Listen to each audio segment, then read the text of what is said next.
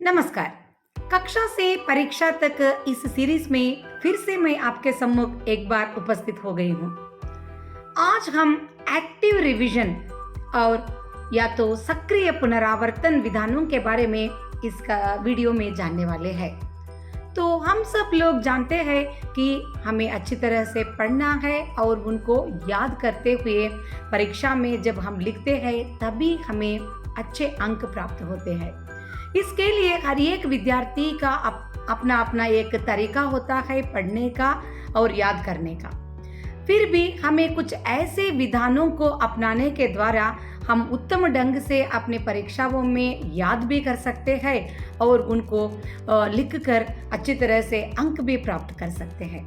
तो चलिए हम इस वीडियो में ऐसे अनेक टिप्स या सुझावों की तरफ ज़्यादा ध्यान देते हुए सक्रिय पुनरावर्तन के सीक्रेट को हम जानने की कोशिश करेंगे। तो हम सब जानते हैं कि पढ़ने के विधान या परीक्षा तक हमारे जो सिलसिला है हम 3 दशाओं में हम विभाजित करके देख सकते हैं। पहले है रीडिंग, रिकॉलिंग और रीयूजिंग के रूप में हम कह सकते हैं।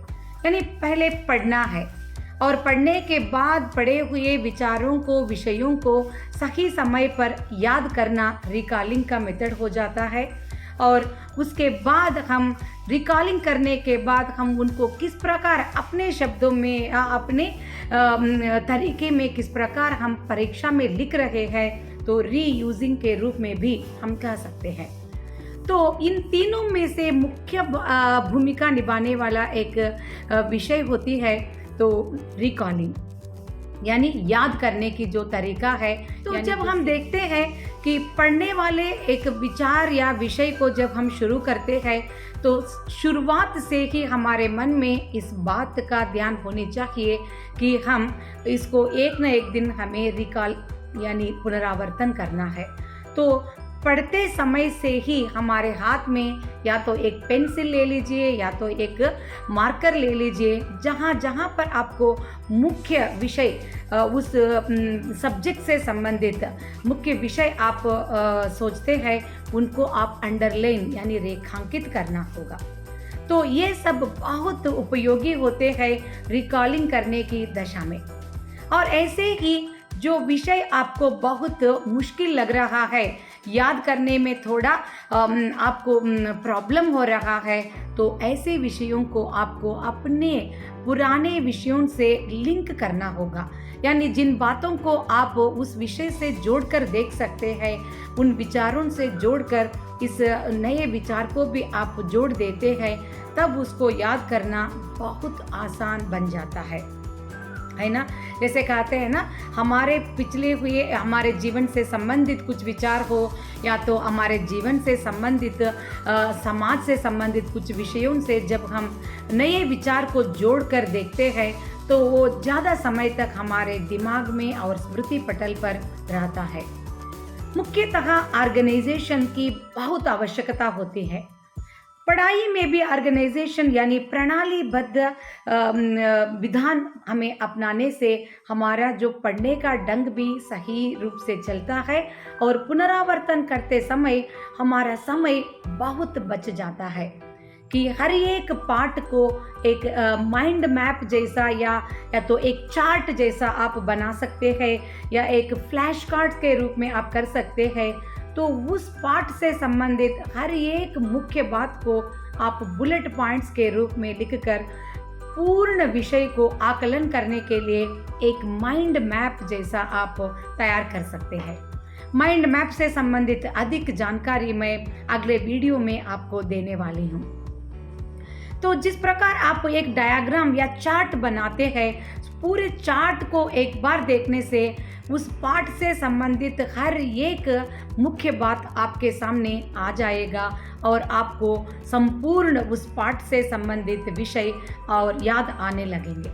तो इस तरह आप हर एक विषय से संबंधित डायग्राम या चार्ट तैयार करने के लिए आपको कम से कम एक 15 मिनट से लेकर आधा घंटे आपको अगर स्पेयर कर सकते हैं तो आपके सामने पूर्ण विषय से संबंधित एक चार्ट तैयार हो जाएगा। तो इस प्रकार से हमें प्रणालीबद्ध वे में हम योजना बनाते हुए पढ़ने लगते हैं तो पुनरावर्तन करना बहुत आसानी से हो जाता है।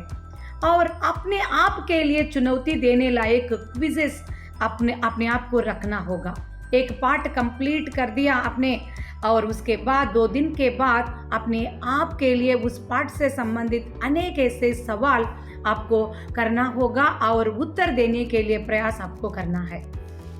और हो सके तो आपके दोस्तों में से कोई आपसे पूछे तो उस पाठ से संबंधित जितना भी विवरण आप उनको बता सकते हैं या टीच कर सकते हैं, तो जब भी ऐसा मौका मिलता है तो उसको संपूर्ण उपयोग कीजिएगा, क्योंकि दूसरों को पढ़ाने के द्वारा हमारे उस विषय से संपूर्ण ज्ञान और भी जुड़ जाता है। हम उस विषय को कभी नहीं भूलने वाले हैं।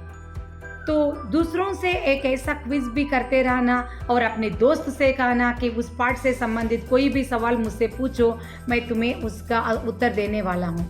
तो इस प्रकार ऐसे छोटे मोटे कॉम्पिटिशन्स के द्वारा या क्विज के द्वारा भी हम पुनरावर्तन आसानी से करते रहते हैं। जैसे कॉलेज या स्कूल जाते समय आते समय दोस्तों से उस विचार के बारे में या तो किसी सिनेमा के बारे में बात करने के बजाय आप किसी भी अपने पाठ्य पुस्तक से संबंधित विचार ले लीजिएगा। उससे संबंधित या तो आप वाद भी कर सकते हैं या तो प्रश्नोत्तर भी एक दूसरे से पूछ सकते हैं। ऐसे छोटे मोटे 10 मिनट 15 मिनट के जो काम है वो आपके लिए बहुत लाभ देने वाला एक योजना के रूप में बन जाता है।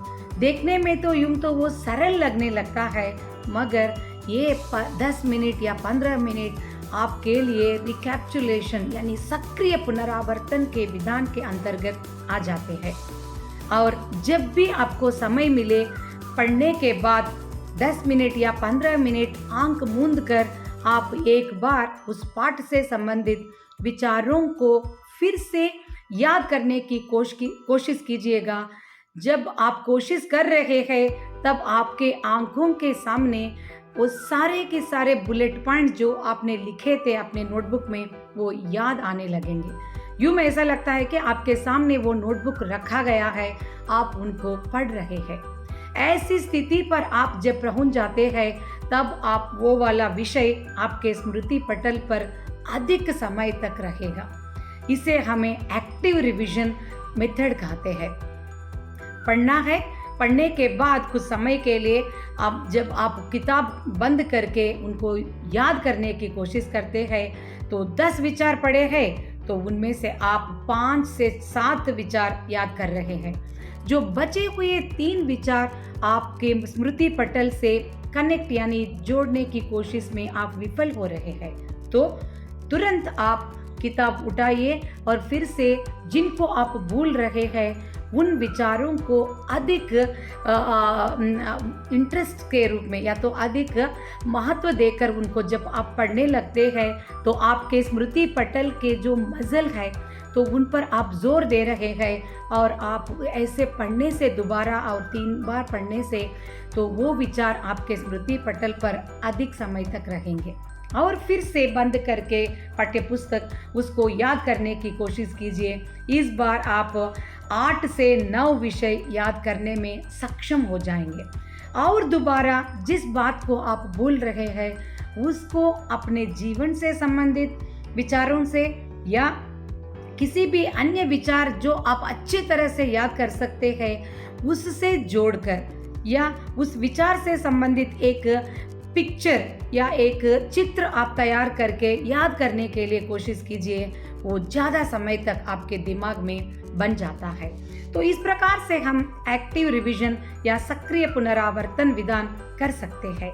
तो मैं सोचती हूँ यह सक्रिय विधान के जो टिप्स है आपके लिए बहुत उपयोगीकारी होंगे और आज से आप अपनी पढ़ाई में ऐसे अनेक टिप्स को शामिल करते हुए पढ़ना शुरू करेंगे और आप सबको उत्तम अंक प्राप्त करने की दिशा में और आप और एक कदम आगे बढ़ाने वाले हैं। और अगले हफ्ते और एक नए विचार के साथ मैं आपके सम्मुख ज़रूर हाजिर हो जाऊंगी। तब तक के लिए मुझे अनुमति दीजिए। नमस्कार।